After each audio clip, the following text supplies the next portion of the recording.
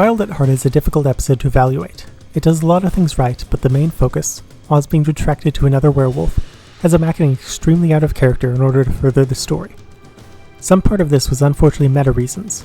Seth Green wanted to do movies and so asked to be written out of the show.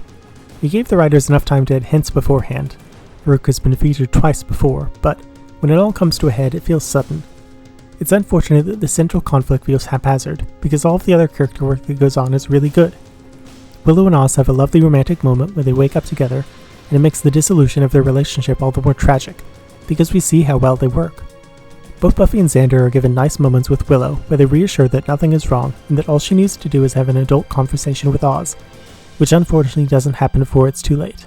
This is a failure on both Willow and Oz's part, but that sort of miscommunication feels out of character for both. In Season 2 it wouldn't have been, but the first few episodes of the season emphasize that Willow is the adult one in the group, understanding feelings and emotions of others and able to offer good advice. Of course, it's often the case that the problem-solver friend isn't able to deal with their own issues, so there is some truth in the portrayal. Unlike last episode, Giles' brief scenes here are good, showing that he's not dealing well with his newfound freedom.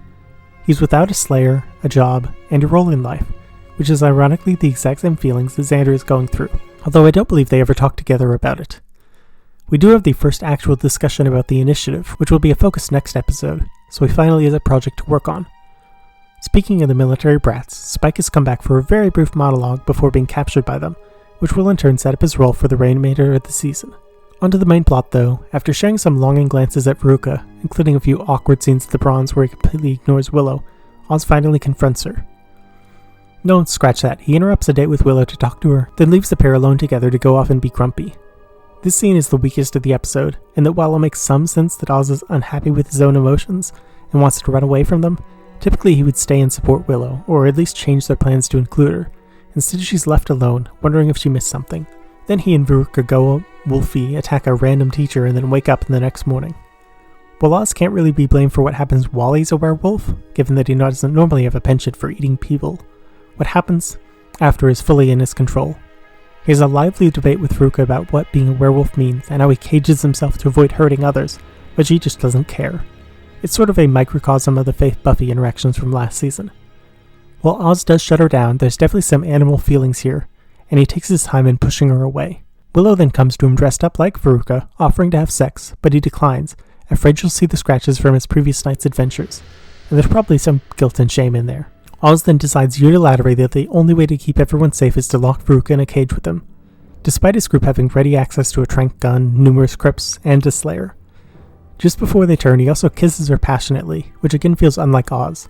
Even if he has less control of his emotions, and feels something, it still doesn't feel like he would cheat on Willow, especially after her and Xander's tryst hurt him so much. Willow unsurprisingly walks in on them, and there is some great acting by Hannigan, displaying the sheer grief and pain that something like that causes. She calls out his hypocrisy, and when she asks him if he wanted Veruca more than he wanted her, his silence speaks volumes.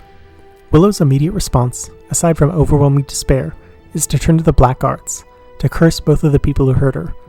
This will be a theme in the upcoming seasons, Willow not reacting well to trauma, and turning into some dark solutions. In the end though, she can't go through with it, this time, and Veruca turns out to murder her.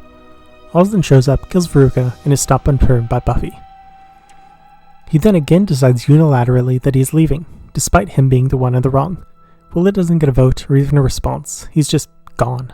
The episode is overall frustrating because of some of the decisions necessary to make Oz leaving from the show make sense, and while there are some good individual moments, the overall feel is a letdown because of the main plot.